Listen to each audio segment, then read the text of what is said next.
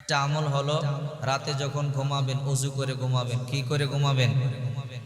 আল্লাহর হাবিব বলেন, সহিহ বুখারী শরীফের হাদিস, ইযা আতাইতা মাদজাকা ফাতাওয়াদ্দা উজুয়াকা লিস-সালাত সুম্মা তাজি আলা শিক্কিকাল আইমান। তোমরা যখন ঘুমোতে যাবে নামাজের মতো ভালো করে ওযু করবে, ডান কাঁধ হয়ে শুয়ে পড়বে। সাহাবায়ে কেরাম বলে, ইয়া রাসূলুল্লাহ, ওযু করলে কি হবে? আল্লাহ রসুল বলেন, তাহিরু হাদিল আজসা তাহারাকুমুল্লাহ। যদি কোনো মানুষ ওযুর মাধ্যমে পবিত্রতা অর্জন করে, আল্লাহ তাআলা তাকে পবিত্র মানুষ বানায়া দেয়। এখানে শেষ নয়, আল্লাহ রসুল বলেন, ফাইন্নাহু লাইসা মিন আবদিন ইয়াবিতু তাহিরা ইল্লা বাতা মাআহু ফি শিআরিহি মালাকুন। যখন কোনো বান্দা বান্দি রাতে ওযু করে ঘুমায়, তার মাথার কাছে আল্লাহ একজন ফেরেশতাকে বসিয়ে দেয়।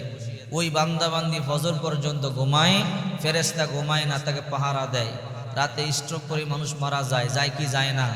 হার্ট অ্যাটাক করে মানুষ মারা যায়, যায় কি যায় না?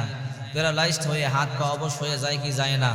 ওই ফেরেশতা ফজর পর্যন্ত পাহারা দিবে। ওযু করে ঘুমালে খোদার কসম রাত্রে হার্ট অ্যাটাক হবে না, স্ট্রোক হবে না, ক্যান্সার প্যারালাইজড হবে না, সমস্ত বিপদ থেকে আল্লাহ নিরাপত্তা দান করবে। এবার বুঝে থাকলে বলুন, ওযু করে ঘুমাইলে লাভ আছে না নাই? এখানেই শেষ নয়, রসুল বলেন, লা ইয়ানকাল্লাবু সাআতান মিনাল লাইল। রাত্রেবেলা ঘুমের ঘরে আমরা পার্শ্ব পরিবর্তন করি কি করি না? একবার ডান কাঁধ হই, একবার বাম কাঁধ হই, এমন হয় কি হয় না? যতবার ডান কাঁধ বাম কাঁধ হই, ওই ফেরেশতা দোয়া করে, ইল্লা ক্বালা আল্লাহুম্মা গফির লি আবদিকা ফাইন্নাহু বাতা তাহিরা। আয় আল্লাহ, আপনার বান্দা বান্দা ওযু করে ঘুমাইছে, গুনাহগুলো মাফ করে দেন। আল্লাহ বলে, গফির লাহু, যাও তার গুনাহগুলোকে মাফ করে দিলাম। এবার বলেন, ওযু করে ঘুমালে লাভ আছে না নাই? আর এখানে শেষ নয়, হাদিস আরো সামনে আছে। আল্লাহ রসুল বলেন, মা মিন মুসলিমিন ইয়াবিতু আলা তুহুরিন সুম্মা ইয়াতাআরু মিনাল লাইল। যদি তোমরা রাত্রে ওযু করে ঘুমাও, ওযু ছাড়া যারা ঘুমায় তাদেরকে বলে নাই, যারা ওযু করে রাত্রে ঘুমাবে, যদি রাত্রে কোনো কারণে ঘুম ভাঙে, 1টা 2টা 3টা 4টা 5টা বাজে ঘুম ভাঙে কি ভাঙে না? প্রস্রাব করার জন্য ভাঙে, বাথরুমে যাওয়ার জন্য ঘুম ভাঙে, অথবা কম্বল কাতা গায়ে দেওয়ার জন্য ঘুম ভাঙে, লাইটটা অন অফ করবার জন্য ঘুম ভাঙে, ডাজ নট ম্যাটার, যে কোনো কারণে যদি ঘুম ভেঙে যায়, রাত্রে যদি ওযু করে ঘুমান, একটা কাজ করবেন। সাহাবায়ে কেরাম বলে, ইয়া রাসূলুল্লাহ, এত রাতে আবার কি কাজ? রসুল বলে, নতুন ওযু করতে হবে না, সাথে সাথে ঘুম ভাঙতে দেরি একটু জিকির করবা।